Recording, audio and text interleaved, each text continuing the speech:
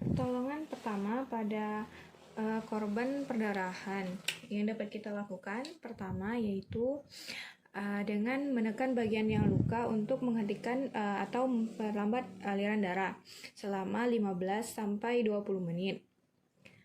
Jangan lupa untuk menggunakan alat pelindung diri seperti sarung tangan latex atau handscoon, masker, dan kacamata pelindung. Yang kedua, jika perdarahan bertambah banyak, hubungi dan atau bawa penderita ke fasilitas kesehatan untuk mendapatkan pertolongan lebih lanjut.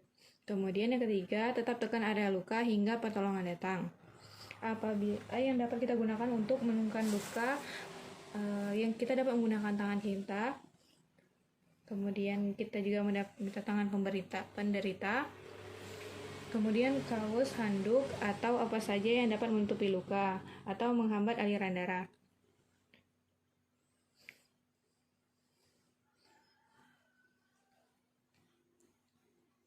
Kemudian apa yang harus kita lakukan bila perdarahan menembus penutup yang digunakan? Yang kita lakukan adalah jangan mengangkat penutup pertama kali yang menutupi luka, tapi ditambahi dengan penutup lain. Kemudian hubungi fasilitas kesehatan terdekat sesegera mungkin, atau mungkin bisa meminta bantuan pada orang lain. Kemudian haruskah kita mengikat luka dengan tourniquet terhadap perdarahan berat?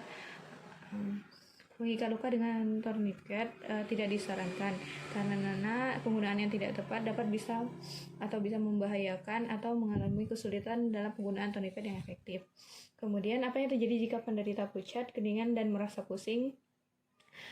Penderita mengalami shock, maka segera hubungi fasilitas kesehatan terdekat. Kemudian apakah tidak mengkhawatirkan jika kita menyentuh langsung luka penderita? Jawabannya tidak, kita tidak boleh menyentuh langsung. Kita dapat menggunakan handscoon atau sarung tangan medis, kemudian kantong plastik, dan kita dapat menggunakan tangan penderita untuk menutup luka. Kemudian apakah kita harus membersihkan luka? Untuk luka kecil atau pembekuan darah, kita dapat menggunakan untuk menghilangkan kotoran.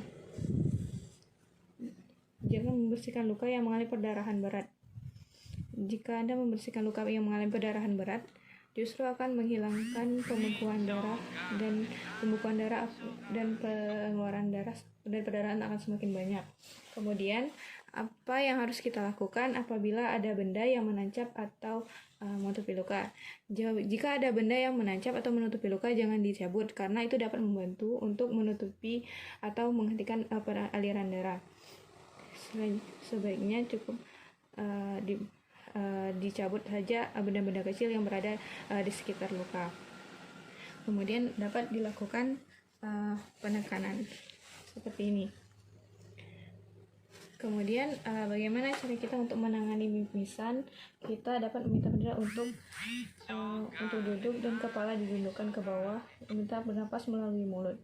Yang ketiga, hubungi fasilitas kesehatan terdekat untuk mendapatkan pertolongan lanjutan apabila mimisan tidak berhenti.